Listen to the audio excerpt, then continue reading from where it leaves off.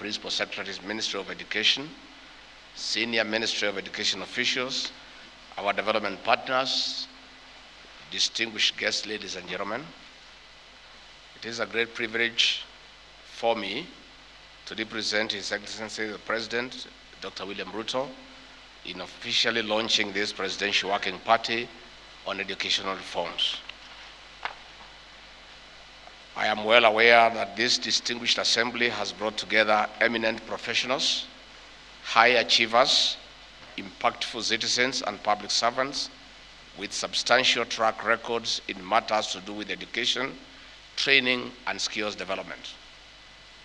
Congratulations on your appointment to serve on this working group, and thank you for making yourselves available for national duty at this time when this country and its millions of learners need you most.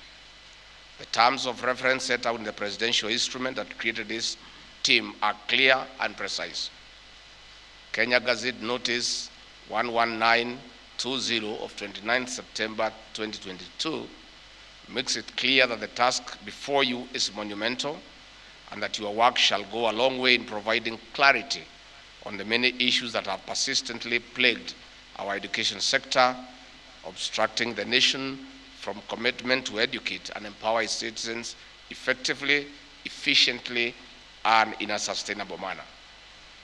We are confident that you possess, individually and collectively, the requisite capacity to deliver and make lasting contribution to the sustainable development of this nation through a fit-for-purpose, responsive, relevant education that reflects our unique identity and culture as well as our aspirations.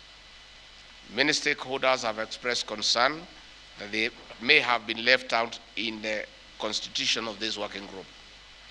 I believe that one of your most urgent tasks is to send a strong signal that your operations and practices shall demonstrate inclusivity, public participation, stakeholder engagement by endeavoring to listen to every voice and, wherever possible, enlist necessary assistance to ensure that your objectives are realized. There is no doubt that as a nation, we are united by seriousness about who we are and who we aspire to be. It is critical that we are able to provide assurance that the means and ends of education are aligned with the national intent as expressed in our administration's plan, National Development Roadmap, as well as the Constitution. This is especially urgent because while there is evident vigor in the discrete activities of various actors in the education sector, we need to be able to say the same about their overall coherence. To do so, we must undertake a summative evaluation that answers our most important questions and resolves the contradictions, overlaps, and other inefficiencies holding us back from the promise of a more robust performance. From early childhood education all the way to university, we must forge a path that coordinates the players in the subsectors and reconcile the workings of the subsectors to produce a coherent framework for education system governance in order to align it with broader national aspirations. The rule of law, good governance, global competitiveness, economic growth, national stability, and culture depend on a sound educational system focused on the full expression of its citizens' capabilities. Kenya's commitment to the provision of quality education is demonstrable. We invest 5.7% of our GDP, or 28% of the national budget, in education. This is significantly above both the global and the sub-Saharan average, and actually compares favorably with the international benchmarks.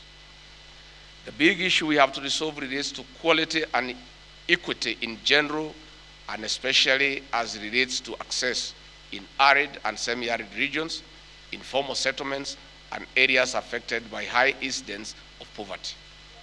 Indeed, obstacles to schools participation in these communities not only undermine our achievements in promoting access through the free primary education, and free day secondary education program that to a large extent affect children from disadvantaged and vulnerable backgrounds, compounding the social justice problem. This can be seen in the fact that over the past 10 years, survival rates in primary and secondary schools have dropped, and as a result, many school-age children are out of school. We therefore look forward to recommendations that will enable us formulate aggressive affirmative measures to urgently bridge the gap in access to education in disadvantaged counties and communities. Our administration is committed to the domestication of teacher recruitment and deployment at entry level, in keeping with the best practices set out in UNESCO teacher deployment practice. Connected to this is the urgent need to manage challenges resulting from teacher delocalization. Accordingly, we have committed to replace the delocalization policy with a nationalization program that offers incentives for those teachers who choose to serve outside their local communities and emphasizes productivity. Our plan also commits us to invest in a minimum essential package of capacities and facilities in primary and secondary schools. The aim is to assure consistent access to basic services. It also cushions those schools with low enrollment and enables them to meet school operational fixed costs. As you may be aware, a vibrant technical and vocational education and training system lies at the core of our bottom-up model. Our commitment is to expand and equip TVET institutions across the country to be able to absorb more than 500,000 youths who graduate from basic education institutions annually. To unlock the immense benefits associated with this endeavor, the operational policy and legal framework across the entire education and training sector must be rationalized. We therefore look forward to receiving and implementing your clear recommendations for the overdue appropriate review. Indeed, coherence in the policy framework is indispensable for our education system to support rapid socio-economic transformation. Over the years, numerous legal and regulatory apparatus have been established to deliver various mandates within the sector. As a result, many institutions often perform similar roles, render identical services, or address the same issues, sometimes without consultation or coordination, resulting in unnecessary competition, conflict, and wastage of scarce resources. Your recommendations on the synchronization of TVET training to maximize synergies and coherently deliver on important national priorities are much anticipated. The competence-based education and training curriculum is intended to resolve the skills mismatch that exists between the training system and the labor market. It establishes guidelines for the implementation of an industry and business-led TVET model, which strictly enforces industry-validated occupational standards under the TVET Act. To guarantee consistent output of competitive, skilled workforce, we urge you to establish an effective linkage between the competence-based curriculum, CBC, and the competence-based education and training, CBET, and recommend modalities of which university academic programs can be reviewed for better alignment with the labor market demand. The prevailing education and training system majorly consists of silos whereby programs are irreconcilably different with one institution and the next. As a result, education is cumbersome and expensive, denying learners the flexibility and mobility that work and life often demands, and forcing them to make suboptimal choices. Ladies and gentlemen, you have an opportunity to explore ways of developing and implementing a sound national credit accumulation and transfer framework that applies across the entire education and training system. The university is the apex of knowledge, creation, and dispersal, and thus is essential to sustainable development of any nation. Through research and critical inquiry, the university provides solutions to problems facing society and helps countries anchor development agendas on the sound foundation of knowledge. We need our universities to reposition themselves more powerfully and in the national development agenda by playing a more pronounced role in education. This calls for a review of curricula as well as the structure and mode of delivery. It is time to recalibrate the university curriculum to incorporate more local content with synchronizing it with the aspirations and imperatives of the current era. The demands of industry and concerns of the community must resonate throughout university facilities and reflect its outputs. It is time to deliver a holistic education experience that takes into account that optional intersection of the classroom and the community as learning spaces. This calls for the achievement of the indispensable qualities of transformational education, provision of adequate learning resources, assurance of curricular relevance, balance between theory and practice, engaged faculty with high expectations, and motivated students. In turn, campuses must be enriched with opportunities through robust career services, diverse co-curricular activities, high student engagement, employer involvement, sustainable incubation of innovations. For its part, communities must contribute through internship and service learning opportunities. Modern and emerging teaching techniques must find their way into our lecture rooms, and education must attain the quality that anticipates a stronger value proposition for universities by investing multidisciplinary skills in students. Multi-skill learning and flexibility prepares youths for jobs of the future in a time when nearly half of the existing careers are going to be extinct and tomorrow's jobs are yet unknown. How do universities, nevertheless, prepare young people to remain relevant?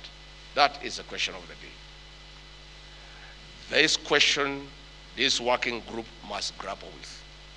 Given our development aspirations, globally competitive universities are now an existential imperative for our country. Exposure beyond our borders and the exchange of ideas on a global scale is therefore unavoidable. Collaborations, linkages, networking, joint consultancies, and community outreach programs must become a regular feature of higher education if we are to have any chance of achieving our goals. Today, Kenya has more than 70 universities. Have we as a nation felt their impact significantly? This is the disconnect that you are invited to dissect and resolve. We are looking for you. We are looking to you for ways positioning Kenya to harvest the array of possibilities with which our rich spectrum education and training institutions is endowed. We call on you especially to recalibrate the optimal balance between science, technology, engineering and mathematics, and social sciences, because just as men shall not live by bread alone, radical socio-economic transformation shall not be powered by science, technology, engineering, and mathematics alone. We want our highest levels of education and knowledge to stay grounded in our community grassroots and establish their relevance, feasibility, and positive influence. There is an inevitable bottom-up dimension to university impact and vigor, grounded on strong engagements with communities. This is indispensable for courses in the social sciences, agriculture, health, education, and business, among others. Finally, our nation's progress to the next level of development will be powered by achievements in science, in innovation, and technology transfer. Commercialization and patterning of research outputs is key to making it sustainable by anchoring a strong incentive framework in the research agenda. It is therefore urgent for communities, universities, and industries to seamlessly be interlinked.